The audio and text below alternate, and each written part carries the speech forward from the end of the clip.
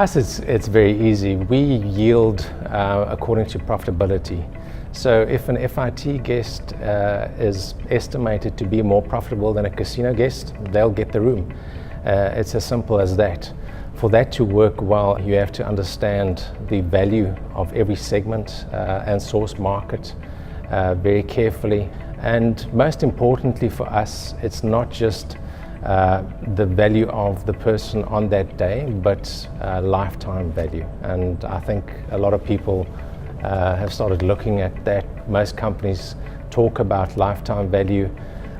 For us, we build that into the valuation of every single patron. When we do segmentation, we look at their future value and the value over the entire period of the relationship with MBS. And that's taken into account to determine what is the best mix for the hotel to have. It is a difficult task because you've got different data sources, you've got different transactional systems, and they don't always talk to each other. That is the problem that most organizations faced.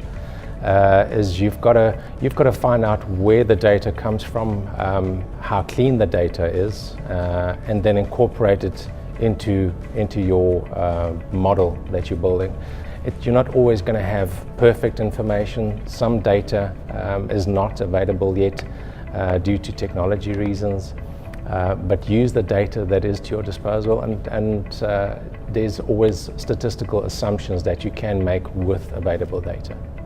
The end goal for all companies are the same thing, to determine who are the most valuable guests that you have and where to source more of those guests from. So working with your marketing teams, once you get the data on profitable patrons, what are the demographics, geographic, psychographics of those patrons, and then where they come from. So you can pinpoint your marketing initiatives to source more, a bigger share of that market to your property. With big data, it's very, very easy to get sidetracked by the perceived benefits of big data. And as analysts, we are conditioned into thinking that more data is always better. That's not always the case. Quality data always beats out quantity. So it's your role to look at the data sources available to you, look at the cost of those data sources versus the benefits.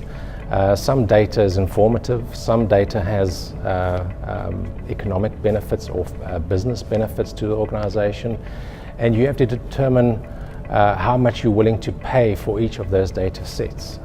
So it's a balancing act, finding out what is informative versus what is financially beneficial to the organization.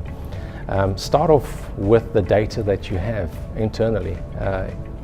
Each organization produces an absolute ton of data at the moment. Make sure the data is clean and use that data to your full capabilities before you even start looking at expanding and going wider. If there are new questions that come up that haven't been answered before, it's potentially likely that you might have to look externally for those data sources. Start with reputable companies that produce that type of data and find out what they have and how accurate it is, and see whether it has an application at your organization. Well, my approach would be to make it the responsibility of every single producer of the source data. You can't make it only the responsibility of the end user. If you don't rely on each department who are producing the data to look after the data validation and auditing process, you're going to struggle to catch up and make sure and ensure at the end user phase. Now you're going to have to employ a lot more manpower than needed to analyze data. You want your analysts to focus on analytics, not data cleansing. And even today, still, we have a lot of analysts with master's degree in statistics who spend 20-30% of their time cleaning data. There's a much better way to use their time and their effort. So make it the responsibility of the department producing the data to ensure that it's clean. We've tried to structure the team in a manner where all analytical functions are combined under one department.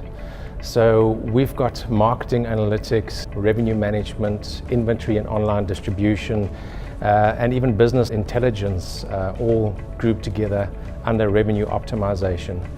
This allows all of the teams who would work normally individually in an organization to work together to seamlessly collaborate on any strategic initiatives that you might have.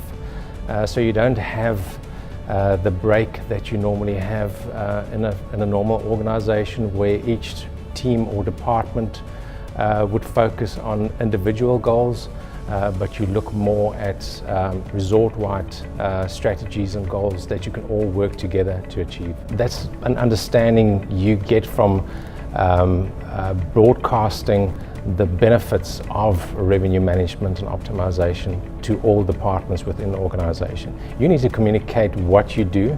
I think there's still too many operational teams that don't have a full understanding of what it is that we do. It's our responsibility to sit with those teams, explain the broader role of revenue management, even if it doesn't directly impact their team, just to have that awareness that there is such a department that is trying to achieve this goal will help your organization.